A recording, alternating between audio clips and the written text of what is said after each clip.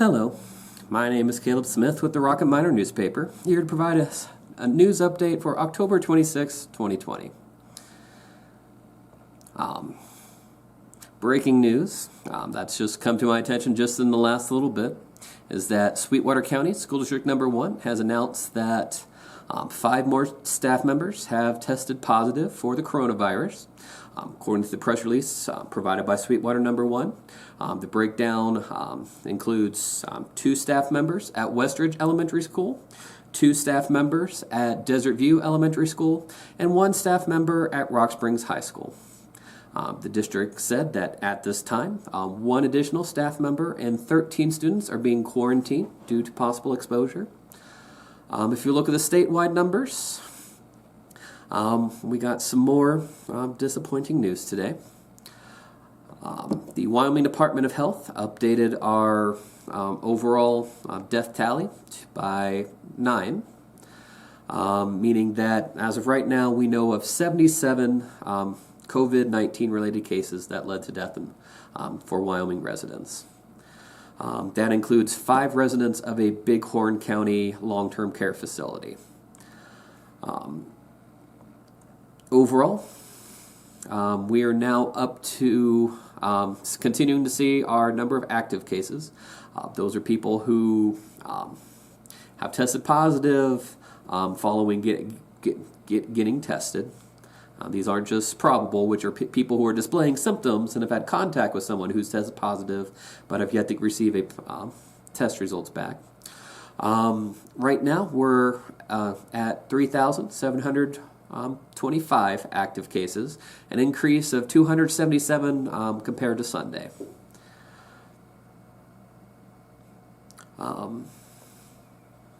One other thing coming out this weekend is that many of us were out and about dealing with the extra accumulation that came down late Saturday, early Sunday morning. The Wyoming Department of Transportation has updated its guidelines for traveling in winter weather, and I think that this is a good time to talk about it. I mean, fortunately, good news, the National Weather Service reports that the next couple of days we're supposed to have sunny and clear skies, with highs in the 30s to low 40s and lows in the teens to the 20s. Now that doesn't count wind chill, of course, which we know you must keep in mind in Wyoming. But in general, it's whether you've been tackling these Wyoming roads for years or whether you're a transplant, this is one of your first winters here, it's just good to keep some of this stuff in mind. Particular stuff that you need to be focusing on even before you put your keys into your ignition. There's a certain amount of supplies that you're encouraged to have. I have a few examples here. And honestly, I'll admit, I should be doing this out in the parking lot, but it's cold. And up until recently, one of the plows were tidying up around the edges of City Hall, and that big noise, coupled with the fact that, yeah, it's still a little bit cold out there, we're doing it from indoors. When it comes to supplies to have in your vehicle, backseat, trunk, whatever, they suggest having tire chains of the proper size, shovel, and a bag of sand or kitty litter to provide traction if your vehicle gets stuck. I have a cat, so kitty litter is my go-to. Snow brush and ice scraper, de-icer for frozen door locks, or windshield wipers, blankets and or sleeping bags, water and dehydrated foods in case you get stranded for an extended period. Well-stocked emergency first aid kit with medical supplies, medicine if necessary, bandages, flares for flashlights for nighttime emergencies. I note for those of you who may have a pyromaniac trend that there are perfectly acceptable LED versions now that are quite bright, and you don't have to worry about the heat or the flames near as much as the more traditional flares. Or booster cables to help in case of a dead battery. I have way too much experience with these things. In addition to physical supplies to stock up on, there's some just basic vehicle maintenance or topping off that can do some good.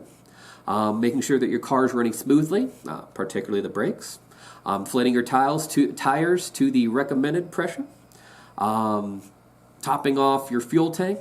We're now in the stretch for the next couple of months that we know that we shouldn't let the gas tank get less than half empty. Whether it's because you might be stuck in a long line of cars, moving just a little bit at a time, if not just straight up just stuck in a drift somewhere. It's better to be topped off and prepared than to be crossing your fingers and just hoping that you can make it. You can push E as far as possible as you can. Along with that, that's checking your other reservoirs, making sure that's oil, de-icer, antifreeze, that type of stuff. Make sure that your lights and turn signals are working. And before setting out, making sure that they're clear of snow or ice, both front and back. It's also one other tip that the YDOT has is to shake off the snow off your shoes before you get into your vehicle. Noting that snow on your shoes can make your accelerator or brake pads slippery, and that creates a safety hazard in itself. And before you hit the road, you're encouraged to dress well. It might be comfortable in the car, but sandals and shorts may not be the accoutrements, attire you want to find yourself caught in if you break down, or you just find or you have other complications along the way. And also just keep an eye on the weather forecast and particularly the roads. You can find out the road conditions in Wyoming at the 311 website maintained by YDOT. I check that quite frequently myself. In addition to or you can also find 511 info. Pardon me and my numbers. There's also, once you hit the road, there's plenty of common sense that the driver can put to use to make things safer for those in the same vehicle and elsewhere on the road. The primary one that we hear is to slow down. Anecdotally, we all have stories from friends, if not ourselves, of times where people were in a hurry and they were going faster than maybe what the variable speed limit said, or they were taking some corners that they know that they were going more quickly than they'd be safe. Personally, I think of the underpass near entry to downtown Rock Springs, and I know that I've seen too many cases where while it may not be posted at a certain speed, if you're going at a certain rate, don't be surprised you end up bouncing off multiple curbs. And when you're going more slowly, that gives you more time to react, whether that's a stretch of black ice or maybe a icy bit that had maybe on a bridge or overpass or in a shady area that had accumulated throughout the day, or just in general. This is physics. Doesn't matter whether it's a VW bug or a big old Mack truck. It's in poor conditions. It will take longer for the vehicle to come to a stop.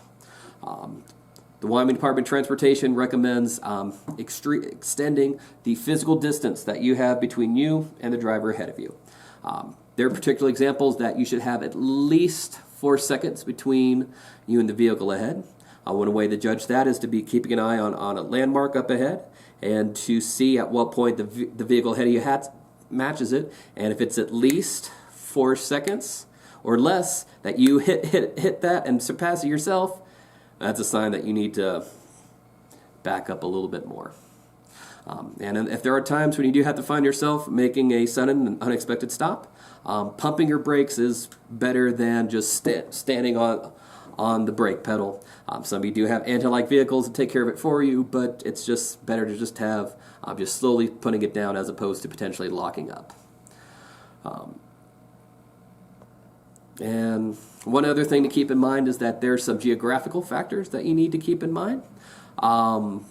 Interstate 80, which is our just lifeblood route through the state, that crosses southern Wyoming's high plains. And that means that it's more common for there to be ground blizzards and whiteout conditions. And in those cases, they say it's best that you find a pull off at a town or truck stop or one of those other designated areas and just wait it out. When it comes to north-south routes, whether that's like Interstate 25, US 89, they say that keep in mind that the prevailing wind is going to be from the west, and that means that you should be aware of crosswinds and limited visibility during storms as well. These are all things where we're encouraged just to be mindful of what our impact is on others. This is something you're hearing for us talking about the coronavirus. It's just the same as on the interstates. In the same way that wearing seatbelts, going the speed limits, obeying extra guidelines that might be coming down from the government during emergency times. These are things that it's safer and it's better for everyone when people follow that. And I guess one other thing to note would be whether you're on the interstates or hopefully maybe if you get caught in a storm closer to home and hopefully a cocoa and a warm blanket, keep in mind that there are going to be different priorities for different roads. You can find the road priorities online for most of our communities, including the state map on the YDOT website. There are going to be major thoroughfares that get hit earlier and more often. And maybe you might, I used to live on a street that was a little more out of the way, and we knew that, we're not necessarily going to be hit tonight. It might be midday or a couple hours after the storm. That's another idea to just keep that in mind, and that might just mean you're going to leave for church just a little bit earlier. That might mean that when you know you're heading home, you need to tell your spouse that you're going to be an extra couple of minutes because you just know that you need to budget that time. It's when we are in a hurry, it's when we're, that sets us up for so many more complications that honestly you can save yourself a lot of trouble if you slow down, follow the rules. And like I said, be watchful of the other people out there. You may not be saving yourself some trouble, but you might find yourself that because you've stocked up on supplies, because you've built extra time into your trip, and because you yourself didn't get stuck, you might find yourself in a position where you're able to lend somebody a hand and help get them out of a jam and make their day a lot less troublesome than what they thought it was going to be. I've both helped people out of places, it's frozen stretches in the parking lot where they didn't think they were getting out that day, and I've also been the blessed beneficiary of some both friends and strangers coming to my aid to make sure that I got home as warm and safe as possible. So anyway, this is Caleb Smith with the Rocket Miner newspaper, wishing you a good day and a safe, hopefully no jump needed tomorrow. Bye.